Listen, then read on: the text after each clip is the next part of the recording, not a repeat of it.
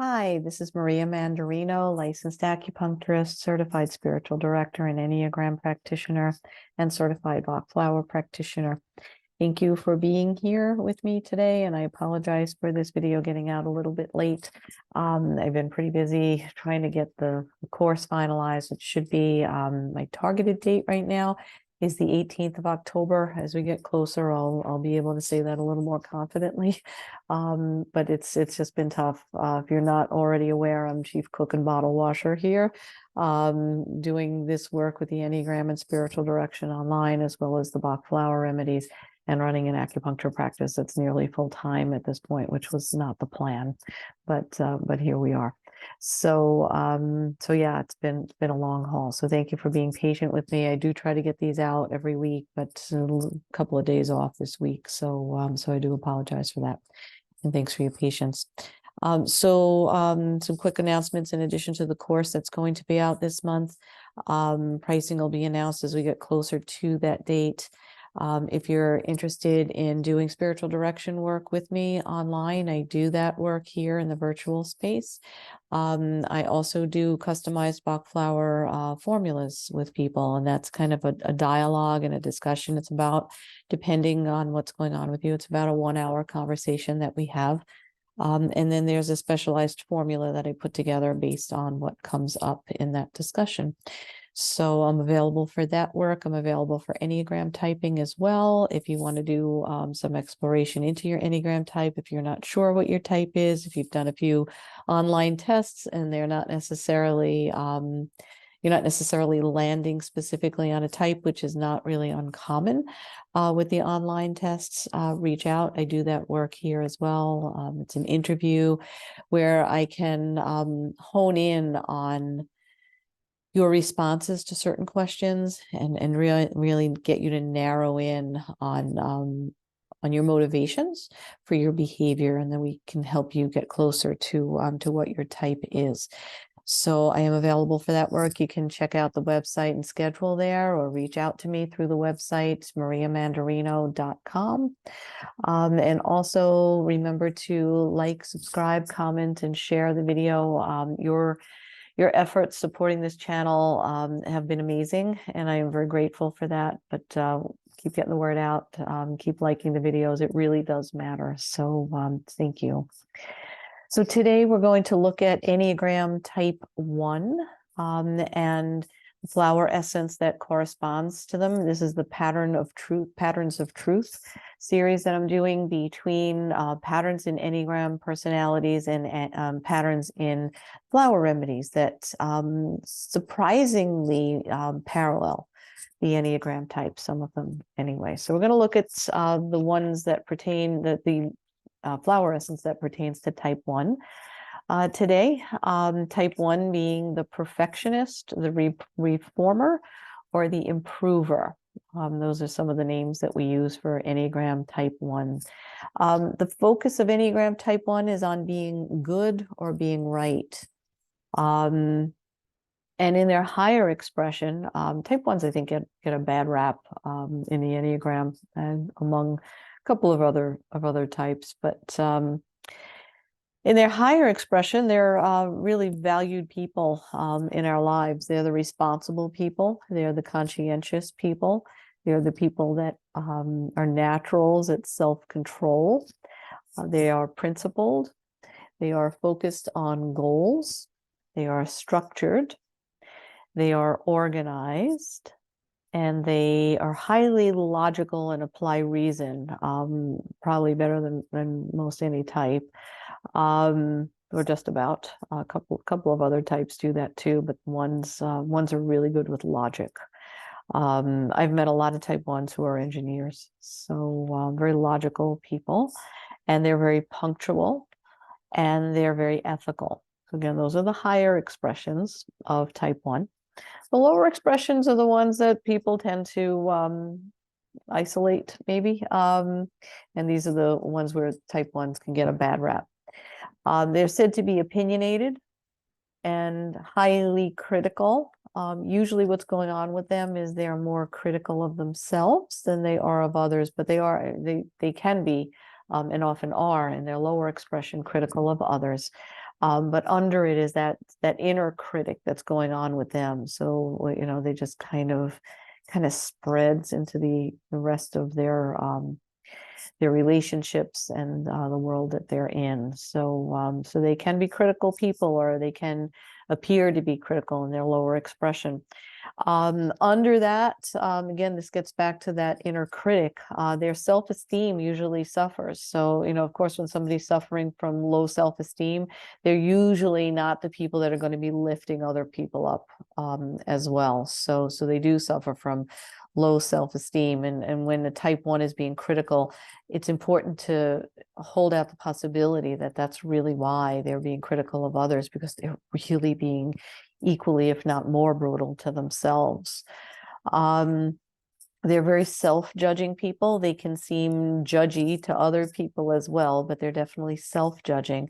And one of the real issues with type 1 is they'll tell you they do not know how to have fun. They do not see the value in having fun, because there's always something to perfect. There's always something to improve. So fun seems to be a profound waste of time, and it disturbs their soul. A type 1 that's really, you know, not in their higher expression, right? Someone who hasn't done their work, doesn't know, you know. And think about the people in your life that might be that super critical person and self-criticizing as well. And just think about the possibility of, what if they don't know their Enneagram? What if they don't know that about themselves, and they just live from that place day in and day out, morning and night, day after day, right? Think of the suffering that's involved with that. So if you have someone in your life that is kind of a nitpicky person who's just always kind of pushing you, you could be better. Why didn't you do this better? What, you know, you look great. You got a B+ on the exam. Why didn't you get an A+? That kind of person. Really think about what they know about themselves, because this is the gift of the Enneagram. If we're not self-aware, we just get to keep doing the most painful things over and over again. So that's why I do this work, to liberate people from that. So got off on a little bit of a tangent there, but I think it was important.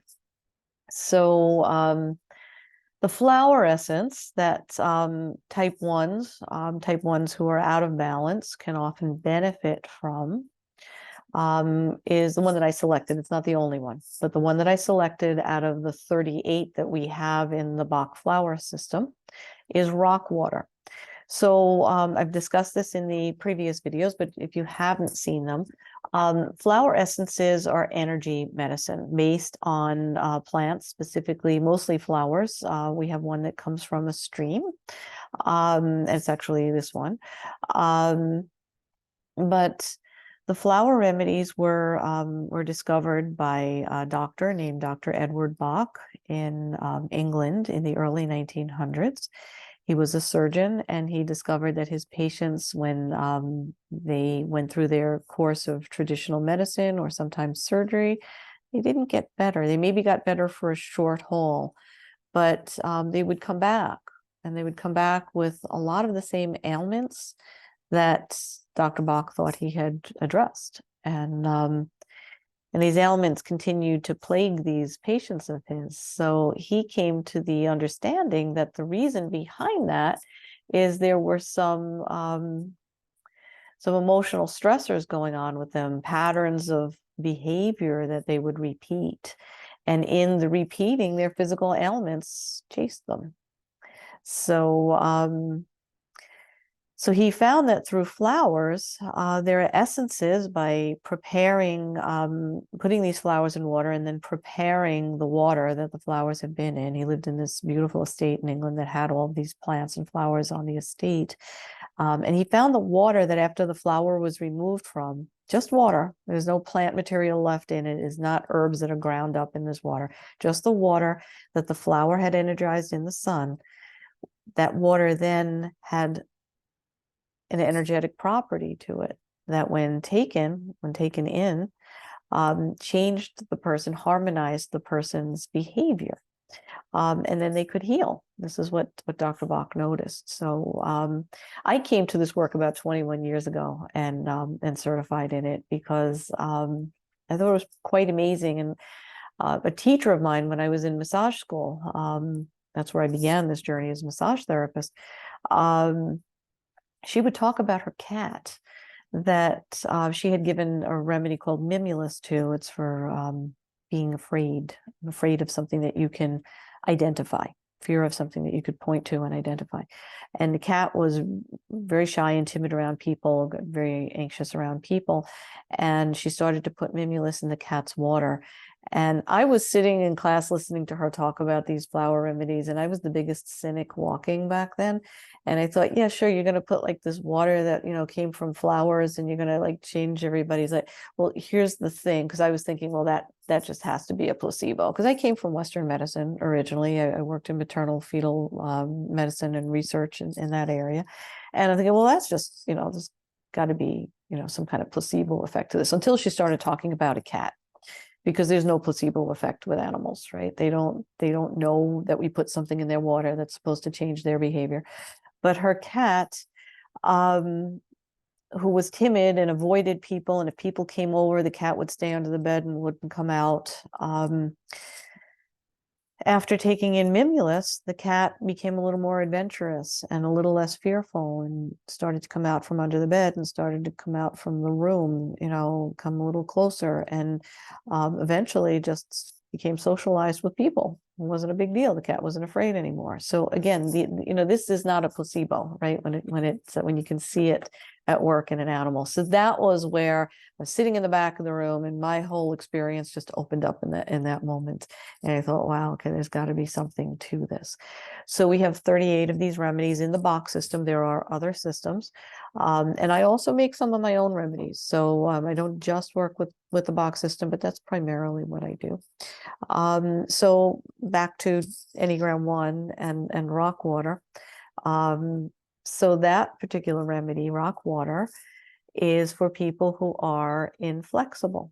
They're for people who have high standards, for people who are rigid and unyielding, people who have fixed ideas, people who like to set an example. And why would they like to set an example? Because they're the only ones who do things right. And remember, your type 1s want to do things right, and they want to be good, right? So the people who like to set an example, because they're the ones that have it down.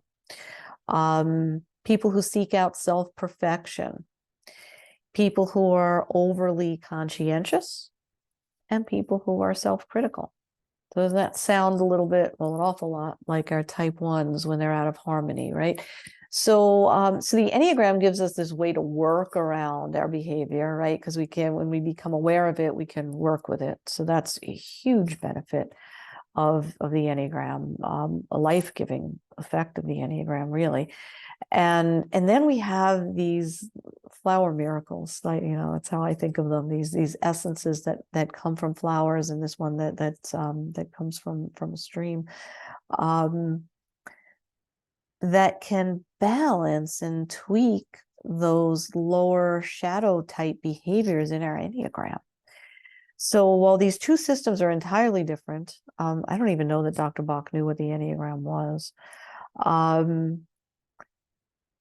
There's this bottom line that when something is truth, it's truth. And when there are patterns that lead us to similar truths, we have to look at that as being universal. And I look at it as communication from the divine. I mean, this is not something we can set out to engineer necessarily. To me, this is alchemy. This is just a gift from heaven.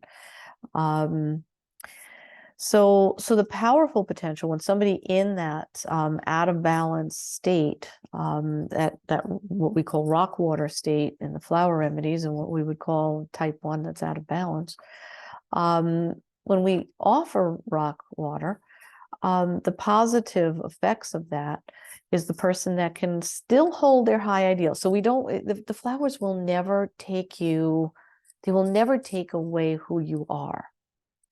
They will take away what blocks you from your truth and your purpose, why you came here, why your soul came here and incarnated here in physical form. So you still get to hold your high ideals, but you'll get to hold them with a flexible mind, with an open mind, less critical, less rigid, less stuck, less difficult. Less of that person that no one wants to really be in a room with because they know they're going to be the next one to be cut down and criticized, right? So it's for harmonizing that. You're still going to hold those high ideals. You're still going to be that type 1 in your fullness, in the richness of who you are as a type 1. Your higher expression is another way we say that, right? But with a more flexible mind, a more flexible approach, a less rigid way of seeing the world and those around you. The other effect of taking rock water is that you'll be able to change your mind if you're convinced of a greater truth. So you have that fixated person who's just like, well, this is what I know, and that's the way it is. And if you don't know, well, I don't know why you don't know it, but that's the way it is. So that person is incapable of having their minds changed when new information comes along that is valid. I think what makes us one of the things that makes us human is we have the capacity to change our minds when new information comes along, right? So for the type 1 who's out of balance, or the rock water personality who's out of balance, this brings them to, okay, well, I know this and I know that, but now I have new information. So I can change my mind. I can either change my mind completely or I can change my mind a little bit, whatever that gets to look like for you. But it gives you the capacity to change your mind with new information, to apply that new information and look at things differently. So in this series, the Patterns of Truth series, I am offering journal questions. You don't have to do them. There's no homework in these episodes, but if you're inspired, here are 3 journal questions for you, for the type 1s that might benefit from rock water, type 1s that are struggling with their shadow. Question number 1, how old was I when I lost my connection to flow, ease, and serenity? What was going on in my life then? So I'll read it again. How old was I when I lost my connection to flow, ease, and serenity? What was going on in my life then? So I'm going to back up on that. Serenity, that is the highest state of an Enneagram Type 1, that place of being, serene and peaceful and at ease and at one with all that's around you. So that's something that type 1s struggle with, that they were separated from at some point. So that's where that question comes from.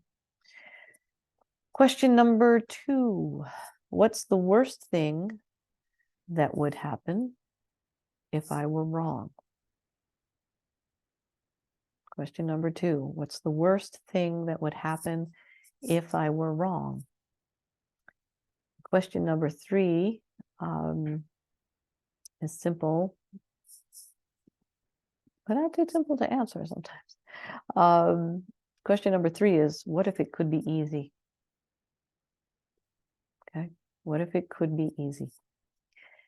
So those journal questions, reflection questions, are there for you to take or not. I will post them in the show notes as I usually do. So if you need to check in on them, and if you didn't jot them down, they'll be there for you. And that's it for today. I hope you're enjoying these glimpses into the Enneagram types and flower remedies. I'd love to hear your comments about them. If you're familiar with the flower remedies, if you've never heard them before, if you have used them before, how you see them working into your Enneagram type. And again, if you're interested in a Enneagram typing session with me, or a Bach Flower appointment with me, and formula, personalized formula for you. Please reach out. If you're interested in working in spiritual direction with me one-on-one, please reach out for that as well. Again, mariamandarino.com is the way to either schedule or contact me if you have any questions about those things. Keep an eye out for the course because it really is coming. And there's some more, couple more things that I want to just do to it, and then I'll be sharing more about what's involved in it. The launch date, again, we're hoping October 18th, which is coming up pretty soon. So yeah. Again, I'll have all this information in the show notes. More details about the class will be coming up soon. And I think that does it for this episode. Thank you for being here. Please remember to like, subscribe, share, and comment. And I will see you soon. Thanks for being here. Bye.